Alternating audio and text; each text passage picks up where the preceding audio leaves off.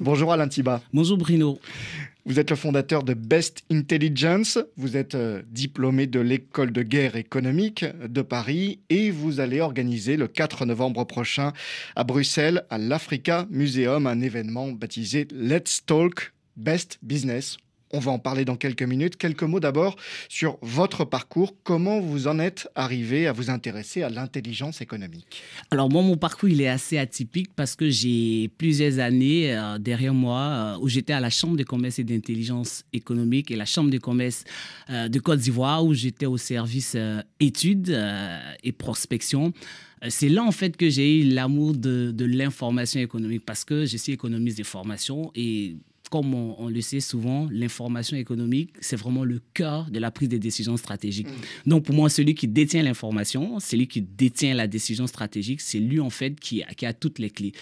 Donc, c'était important pour moi, au sortir de ces années-là à la Chambre de commerce et d'industrie de Côte d'Ivoire, de poursuivre un parcours au niveau de l'école de guerre économique de Paris, où j'ai fait un MBA en management stratégique et intelligence économique. Mais j'ai aussi fait le CNAM, où j'ai un Master 2 en stratégie d'entreprise. Avec une carrière en parallèle de journaliste. Totalement, c'est ça. Où j'ai animé une émission sur une chaîne de la place, une émission économique.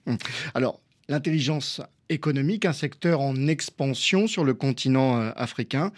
Est-ce que ça veut dire que le continent a pris du retard par rapport aux autres? Le continent a pris effectivement du retard parce que peut-être les dés ou les idées étaient plutôt tournées peut-être sur les aspects de développement. Mais ce qu'il ne faut pas oublier, c'est que lorsqu'on parle de développement, il faut intégrer l'intelligence économique. Parce que l'intelligence économique, ça nous permet d'abord de collecter l'information, la bonne information, de se positionner par rapport au développement stratégique.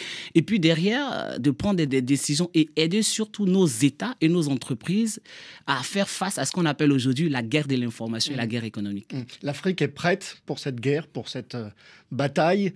On ne va pas forcément utiliser des mots trop guerriers. L'Afrique est prête pour ne pas brader ses intérêts. C'est ce qu'on dit souvent. Les Africains vendent aux Chinois, aux Français, aux Turcs, aux Russes. L'Afrique est prête à marcher toute seule. En fait, l'idée aujourd'hui des Africains, c'est de non seulement multiplier les partenariats, mais c'est de faire des partenariats gagnant-gagnant. Parce qu'aujourd'hui, on a un pays comme la Côte d'Ivoire qui est premier producteur de cacao. Aujourd'hui, la Côte d'Ivoire cherche des pays ou des partenaires pour pouvoir diversifier son marché. Et cette idée aujourd'hui de diversification est pratiquement sur tous les continents parce que la plupart des matières premières viennent de l'Afrique, on le sait. Et les Africains ont besoin donc de diversifier des partenariats et de faire en telle sorte que tous ces revenus-là qui sont en train d'être exportés, mais soient transformés à l'intérieur de l'Afrique. En quoi l'information économique, l'intelligence économique peut aider, par exemple, le secteur du cacao?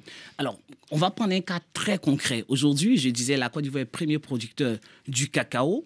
Il s'agit aujourd'hui donc de dire, attention, lorsqu'on regarde dans l'environnement économique, on est premier producteur de cacao, mais quels sont les pays, quelles sont les stratégies qu'il faut mettre en place pour pouvoir produire? Donc l'intelligence économique permet donc de capter les opportunités. C'est aux décideurs africains, aux décideurs ivoiriens de dire, attention, on produit le cacao, si on le vend, on n'a pas beaucoup de plus-value. On n'embauche pas à l'intérieur parce que le cacao qui est vendu à l'extérieur revient en produit fini. Et ça se passe comment? Ça se fait que ces produits-là sont encore plus chers. Donc, ça va plus loin qu'une étude de marché classique. Totalement. L'intelligence économique, ça va plus loin. Ça regarde donc les aspects au niveau de l'environnement économique. Ça regarde la stratégie qu'il faut mettre en place. Ça regarde aussi quels sont les acteurs qui sont sur le continent ou bien les acteurs à l'extérieur du continent. C'est vraiment un jeu des cartes, mais qui ne dit pas son nom. Donc, ça veut dire, par exemple, faire de la veille sur Internet, ce qui n'était pas suffisamment pratiqué auparavant?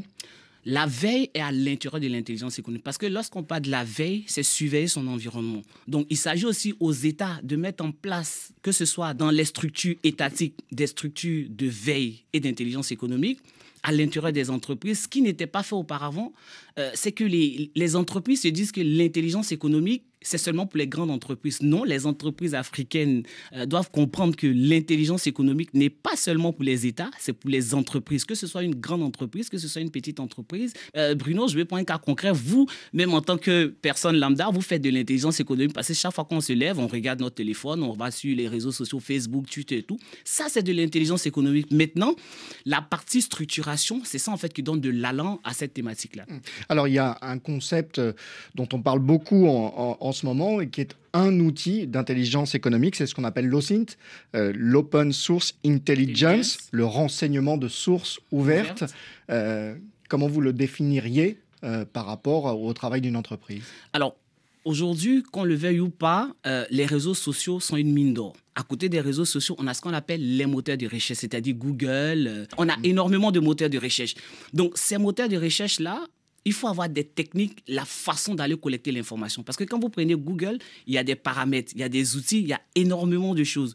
Google s'est dit, nous, on met en place une masse, une infobésité d'informations, mais l'idée, c'est comment est-ce qu'on arrive à collecter ces informations-là. Donc, l'OSINT va nous permettre de quoi? On a dit renseignement, d'aller sur les réseaux sociaux, d'aller sur les moteurs de recherche et bien sûr sur d'autres sites pour pouvoir collecter l'information. Donc, le but de l'OSINT, c'est de collecter les informations sur les réseaux sociaux, sur les moteurs de recherche et toutes les plateformes qui sont en ligne, qui donnent des informations. Aujourd'hui, RFI a mis énormément d'informations sur ses sites, son site internet et d'autres. Donc, l'OSINT nous permet de prendre des informations et puis ces informations sont quasiment gratuites. Alors, on parle de performance, on parle pour une entreprise d'obtenir de meilleures performances, mais aussi de contrer les risques, mais aussi de faire face à des risques et à de nouveaux risques. On pense à l'instabilité politique, on pense aux risques sécuritaires, on pense aussi aux risques en termes de cybersécurité. C'est ça. Alors aujourd'hui, qu'on le veuille ou pas, on a des attaques cyber. Donc aujourd'hui, les entreprises doivent protéger ce qu'on appelle, nous, dans notre jargon, leur patrimoine informationnel. Qu'on le veuille ou pas, on a énormément d'entreprises, et même en France ici, qui ont été attaquées.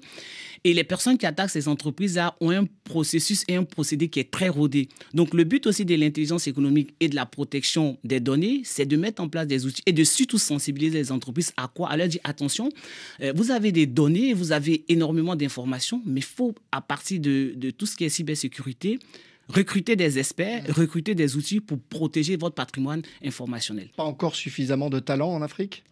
Si aujourd'hui, la cybersécurité est très, très développée, on a même en Côte d'Ivoire, pour citer seulement ce pays-là, un forum qui se tient chaque année sur la cybersécurité. Il y a des enjeux cyber, effectivement, et puis il y a des enjeux en termes de droit, de conformité, de compliance. Il y a aussi des enjeux pour les entreprises de vérifier que les autres entreprises avec lesquelles on travaille sont bien fiables et non pas un passé douteux, par exemple. C'est ça.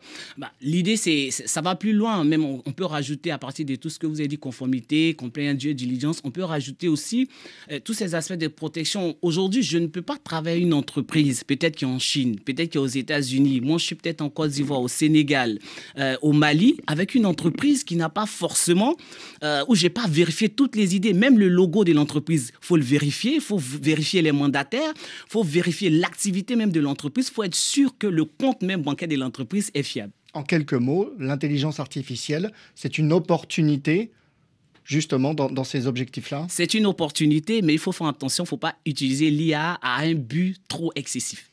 Quelques mots, Alain Thiba, sur cet événement, donc Let's Talk Best Business. Vous attendez un certain nombre d'invités à Bruxelles? On attend 200 personnes à Bruxelles, dont l'invité et l'intervenant vedette, c'est M. Stanislas Zizien, qui est le PDG de Bloomfield Investment Company, qui nous fait l'honneur d'être à Bruxelles le 4 novembre, comme vous l'avez dit, 2023, c'est à l'Africa Maison. On invite tout le monde à venir participer à cet événement qui est lié aussi à l'intelligence économique. Et donc, en quelques mots, le programme?